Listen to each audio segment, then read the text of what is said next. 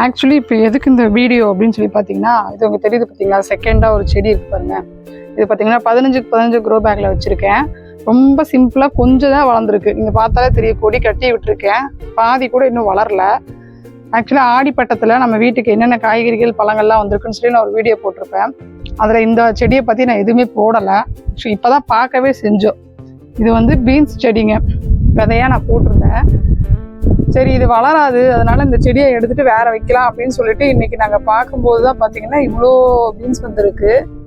இது இது இது எல்லாமே பார்த்தீங்கன்னா காற்றுக்கு நல்லா ஒட்டி போய் இருந்தது 2-3 செடிகள்லாம். அதனால் பீன்ஸ் வந்ததே தெரியல.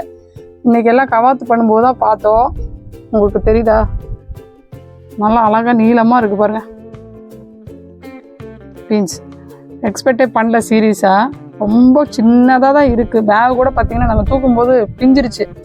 அதனால் வேண்டாம், இந்த செடி எடுத்துடலாங்கிற ஒரு பிளானிங்கில் தான் வந்தோம். அது பார்த்தா நிஜமாகவே சூப்பராக வந்திருக்கு. 1 2 3 4 அது போக மேலேயுமே பார்த்திங்கன்னா அப்படியே லைனாக வந்துருக்குது. அதுபோக குட்டி குட்டியெல்லாம் இருக்குது, தெரியுதா? ஸோ நிஜமாகவே ரொம்ப ஹாப்பி. கொஞ்சம் கூட நாங்கள் இந்த டைம் வந்து செடிகளுக்கு பெருசாக பார்க்க முடியல. நிறைய மழை கோயம்புத்தூர்லாம், உரமே ப்ராப்பராக கொடுக்க முடியல. ஸோ எப்படி இருக்குமோ நினச்சோம். பட்டு ஆடிப்பட்டன்னு சொல்லிட்டு நாங்கள் போட்ட எல்லா விதைகளுமே பார்த்திங்கன்னா சூப்பராக வந்திருக்கு. ஸோ அதில் ஒன்று தான் நான் உங்கள்கிட்ட ஷேர் பண்ணியிருக்கேன். ஸோ நீங்கள் உங்கள் வீட்டு மாடியில் செடிகள் வைக்கணும்னு நினச்சிங்கன்னா அதில் பீன்ஸ் வந்து கண்ணை மூடிட்டு வைக்கலாம். ரொம்ப ஈஸியாக சுலபமாக வைக்கிற மாதிரி தான் இருக்குது.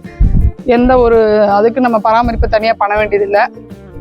இதோ வெயிலில் நாங்கள் இப்போ வந்து செடிகளுக்கெல்லாம் கவாத்து பண்ணிகிட்ருக்கோம். தேவையில்லாத செடிகளை பிடுங்கிறது, கொஞ்சம் எல்லாத்தையும் சைடில் வெட்டுறது, இந்த வேலையெல்லாம் பண்ணிகிட்ருக்கோம்.